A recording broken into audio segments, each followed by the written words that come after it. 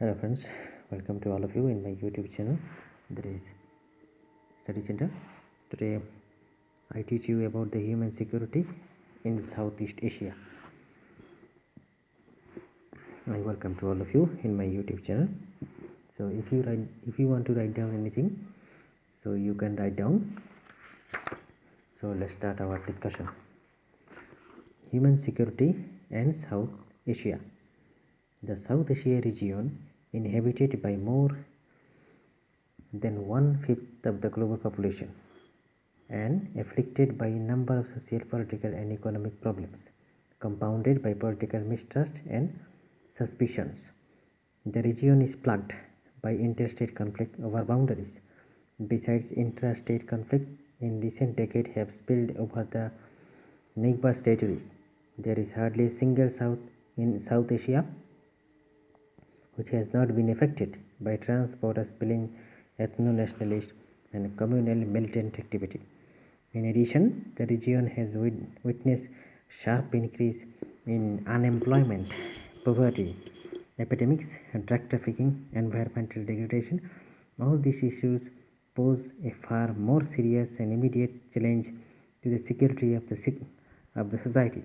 People have suffered more from internal conflicts with countries than it wars between countries in the past 2 decades, as pressing need has been felt to address this problem with immediate effect. In Southeast Asia, traced with terrorism. Terrorism in South Asia is part sponsored, part homegrown, and part induced by decades of alienation created due to historical and economic reasons. It also no doubt that terror attacks here are more extensive and gory than they were Southeast Asia.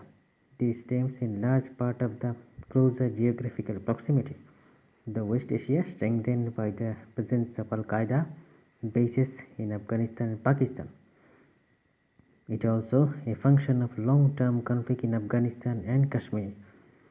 The extremist Taliban regime gave sanctuary to all Al-Qaeda operatives working in these conflict zones, with the results that Al-Qaeda forces have linked up with other extremist groups in South Asia, including the Lashkar-e-Taiba, LTT, Jaish-e-Mohammed, and the Lashkar-e-Jhangvi, to achieve their ultimate goal of setting up the school of madrasa and training professional fantasies.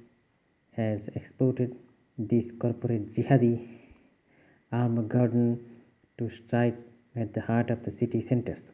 In South Asia, the unabated flow of the illegal weapons in Chittagong Cox Bazar area of Bangladesh, the fact that millions of young Bangladeshis are influenced by the fantasies, and evidence that the intelligence wing of those states that sponsor terrorism have a stronghold with the Dhaka leaves the possibilities of Bangladesh turning into a next Afghanistan substantially high, and onus on the present of government to chalk balancing act to keep extremist forces as well as moderate voices of Kuwaiti under control.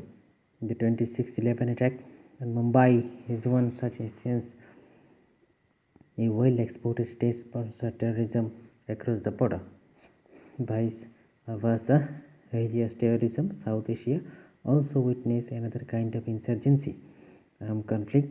These rising out of economic deprivation of the periphery and ethnic dissension. It is quite unlike and religious terrorism, that distinct objective and structured terror system that keep the system going. India's northeast, presently part of eastern India as well, for instance, has over 100 insurgent groups demanding the separate statehood from the center owing to decades of economic deprivation, the lack of governance in those areas. In Sri Lanka, the systematic exclusion of the Tamil-speaking minorities by the government for over a decade, following dual-phase approaches and preaching peaceful settlement of disputes between the two communities while allowing the military to operate in ham-fisted fashion and crack down on Tamil minorities and result in both of the full-blown terrorist organization in the Liberation of Tamil Tiger Tamilum LTTE, whose terror tactics and gruesome suicide attacks are evaluated by the terrorist groups around the world till date. While the similarities overshadows the similarities in the trends of evolutionary terrorism in Southeast Asia, the most striking similarities between the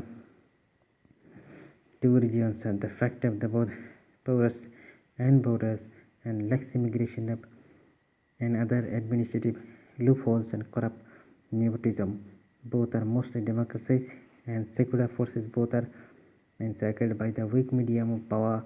The most striking dissimilarities between the two regions exist the presence of much weaker Southeast Asian organization SAARC, vice versa, much happening in the Southeast Asian one, the Asian, while the SAARC seems to be enmeshed into too many bilateral disputes, the Indo-Pak disputes looming high on all of them.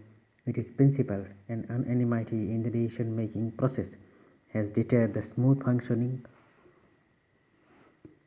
of the organization and substantially with a special emphasis on the human insecurity issues of direct and indirect asymmetrical threats.